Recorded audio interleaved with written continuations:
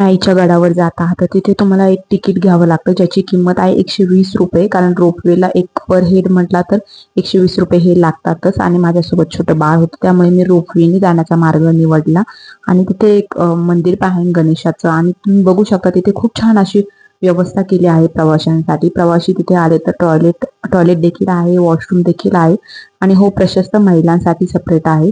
आणि तुम्हाला जर देवी आईची ओटी घ्यायची असेल तर ती देखील तुम्ही तिथून घेऊ शकता. आणि जर लांबचे प्रवासी आले आहेत, ज्यांना स्टेईंगसाठी हॉटेल्स पाहिजे आहेत, तर त्याची सुद्धा त्यांनी इथे रोपवेचा जो मार्ग आहे तिथे त्यांनी सुविधा केली आहे. खूप छान आहे. आणि जर वृद्ध माणसं सोबत असतील तर त्यांच्यासाठी तुम्ही लिफ्टचा देखील वापर करू शकतात.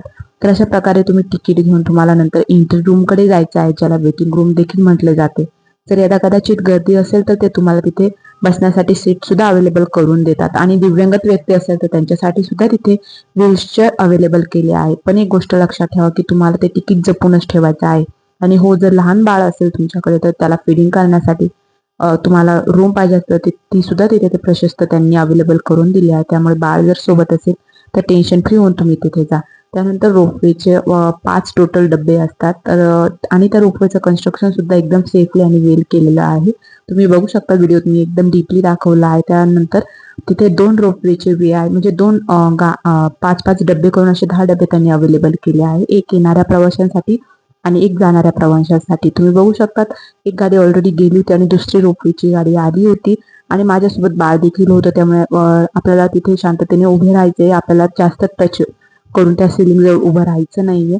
अशा प्रकारे गाडी आल्यानंतर तुम्ही निवडू शकता की तुम्हाला कोणत्या डब्यात बसायचं आहे. आणि हो, प्रत्येक डब्यात म्हणाल तरी 12-12 सीट्स आहे, ज्यामुळे तुम्ही मोकळं होऊन बसू शकता जागे. तिथे कोणत्याही प्रकारची घाई गडबड केली जात नाही. तिथे सुद्धा तुमची सुरक्षा पूर्ण सांभाळली जाते.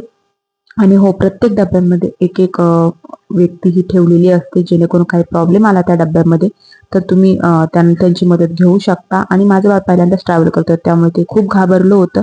आणि आमच्या सुरक्षिततेसाठी त्यांनी एक व्यक्ती ठेवली होती. तुम्ही बघू शकता असे प्रत्येक डब्यामध्ये एक एक जण असतात. विचारायला म्हटलं असेल जरा व्लॉगमध्ये स्माईल दे मला, तुला व्हायरल करून टाकते. मग काय केली भावाने, एक मस्त मस्त छान छान स्माईल. आणि खरंच प्रवास खूप छान होता. आणि अशी आपल्या सुरक्षिततेची काळजी घेऊन ते लोक आपल्या रोपवेने प्रवास करून देतात. खरंच खूप छान गोष्ट आहे. आणि लहान मुलांना देखील तो प्रवास छान वाटतो. आणि त्यानंतर रोपवेत आपल्या आईच्या दरबारात जाऊन थांबतो. कारण गाभारा म्हणाल तर एकदम 2 मिनिटाच्या रस्त्यावर राहतो तिथून. त्यानंतर आम्ही आमचं तिकीट घेऊन खाली उतरलो. आणि तुम्ही बघू शकता उतरल्या तिथे देखील एक दिव्यांगत व्यक्तीसाठी लिफ्ट भेटली, जेणेकरून हँडिकॅप वगैरे व्यक्ती असेल तर ती इझिली आईच्या दरबारापर्यंत जाऊ शकतात. म्हणजे म्हणाल तर फक्त 2च स्टेपचे स्लॉट्स आहेत जे तुम्हाला चढून जायचे राहतात रोपवेवरून उतरल्यानंतर. पण काही नाही, आता मी व्यवस्थित बाळासोबत आम्ही जाऊ शकत होतो, त्यामुळे आम्ही गेलो. ऊन जरा जास्त होतं पण प्रॉब्लेम नसतो, जास्त उन्हालाही काही त्रास होत नाही. कारण वरती बघू शकता सगळीकडे रूफिंग आणि RCC मध्ये कन्स्ट्रक्शन आहे, त्यामुळे जास्त ऊन लागण्याची शक्यता खूप कमी असते.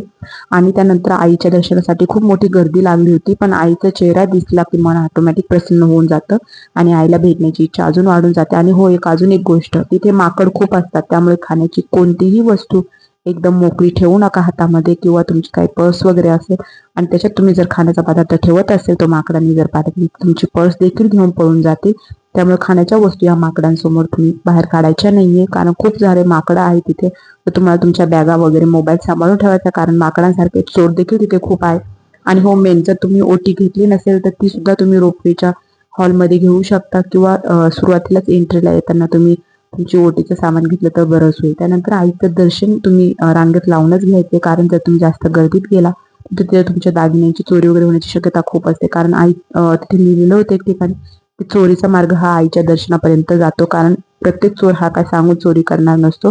त्यामुळे शक्य होईल तेवढं मोकळं दर्शन करा. आणि हो, कुणाला जर पूजा करायची असेल तर तिथं पुजाऱ्यांची सुद्धा सोय केलेली आहे. तुम्ही बघू शकता एका वेळी 8 ते 9 पुजारी तिथे आहे, सो तुम्ही पूजा करू शकता. त्यानंतर आईचे जे कन्स्ट्रक्शन केलेलं आहे त्यांनी दरबाराचे खूप छान आहे, जिथून तुम्ही लांबपर्यंत बघू शकता, डोंगराळ भागाचा नजाराचा आस्वाद घेऊ शकता. त्यानंतर रिटर्न येण्यासाठी तुम्हाला जे तिकीट दिलं आहे ते खूप सांभाळणं गरजेचं आहे. जर ते तिकीट तुमच्याकडनं हरवलं तर तुम्हाला रोपवेला एंट्री नसते. त्यामुळे येताना जे तिकीट सोबत होतं तेच तिकीट सोबत ठेवायचं, कारण एका तिकीटवर तुम्हाला येण्याचा आणि जाण्याचा प्रवास हा मोफत असतो.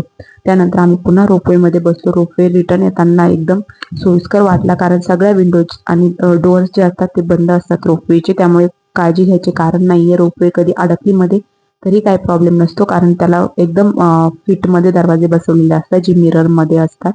आणि हो, जेव्हाही तुमची रोपवेची गाडी खाली येते त्यानंतर तुम्हाला तुमचं तिकीट जे आहे ते व्यवस्थित सोबत सांभाळून ठेवायचं आहे. आणि तिथेच तुम्हाला खरेदीसाठी खूप छान छान वस्तू आहे. जेव्हा तुम्ही रोपवेने रिटर्न येतात तेव्हा तिथे बघू शकता तुम्ही राजस्थानी मस्त असे तोरण आहे जे घराला लावतो आम्ही. आणि लहान मुलांची सुद्धा खूप छान खेळणे आहे, चष्मे, गॉगल्स, अजून खूप छान असं बँगल्स वगैरे आहे. त्यानंतर पोटाचाही विषय महत्वाचाच आहे. आणि लहान मुलांसाठी खेळण्याच्याही ऍक्टिव्हिटी खूप आहे तिथे. आता सगळ्या ऍक्टिव्हिटी बघितल्यानंतर प्रत्येकच जणाला वाटते की आता चला काहीतरी बाळासाठी घेऊ. पण सगळं झाल्यानंतर एक गोष्ट अशी असते की तुमचे जे तिकीट्स असतात ते व्यवस्थित चेक करूनच तुम्हाला बाहेर सोडलं जातं. जर तुमचे तिकीट म्हणजे रोपवे बाहेरून आल्यानंतर हरवले असतील ते परत काढायला लावतात. शेवटी भूकही लागली, भुकेचा विषय असतो. तर तिथे खूप छान असं रोपवेच्या ज्या हॉलमध्ये रिटर्न येतो त्यावेळेस तिथे खूप छान छान हॉटेल आहे. तिथे तुम्हाला विविध प्रकारचे पदार्थांचा आस्वाद घ्यायला भेटेल. काकडीपासून ते गाजरापर्यंत, मिसळपावपासून ते पावभाजीपर्यंत, इडली, डोसा, सांबर सर्व सर्व तुम्हाला तिथे खायला मिळेल. तुम्हाला फक्त तिथे जाणं गरजेचं असतं. आणि रोपवेच्या दिशेने जेव्हा तुम्ही जाता तेव्हा तिथे खूप छान छान फॅसिलिटी तुम्हाला असतात. आणि लहान बाळ होतं सोबत, त्यामुळे मी तिला द्राक्षही सोबत ठेवले होते. तिच्यासाठी मी डबा सेपरेट ठेवते, तिला बाहेरचं देत नाही. मी फक्त माझ्यासाठीच वडा असा ऑर्डर केला होता. आणि बाळाला तुम्ही झालंच तर ते अवॉइडच करा बाहेरचं खाणं. शेवटी आईचा डबा सोडण्याची वेळ झाली, पण तुम्हाला सर्वांना मदत करण्याची मी ठरवलं होते यावेळेस की जे कोणी महिला असतील तर त्यांनी जर सप्तशृंगीला जायचं विचार करत असतील तर नक्की जा. आणि हा जो स्टॉल होता या मावशींचा तो रोपवेच्या दिशेला जाताना पहिला स्टॉल लागतो, जो मी सगळ्यात शेवटला बघितला एक्झिट झाले तेव्हा. तर प्लीज तुम्ही यथा कदाचित जा तर त्यांच्याकडनं नक्की खरेदी करा. आणि हो, जर तुम्हाला पायी पायी जायचं असेल तर ते देखील तुम्ही जाऊ शकता, कारण तिथे सुद्धा पाण्याची आणि वॉशरूमची खूप छान सुविधा आहे. आणि हो, बाकी रुफिंग पण खूप छान आहे. तुम्हाला तिथे काहीच त्रास होणार नसतो, कारण प्रत्येक पायरीवर तुम्ही जाणार जसं जसं पुढे तसं तिथे पत्रेवरती लावलेले आहे, जेणेकरून प्रवाशांना कोणत्याच प्रकारचा उन्हाचा त्रास होणार नाही. आणि हो, जे जे लोक पायी पायी जात आहेत ते आपल्या प्रवासाचा आनंद घेऊ शकतात. आणि थँक्यू सो मच तुम्ही व्हिडिओ बघितल्याबद्दल.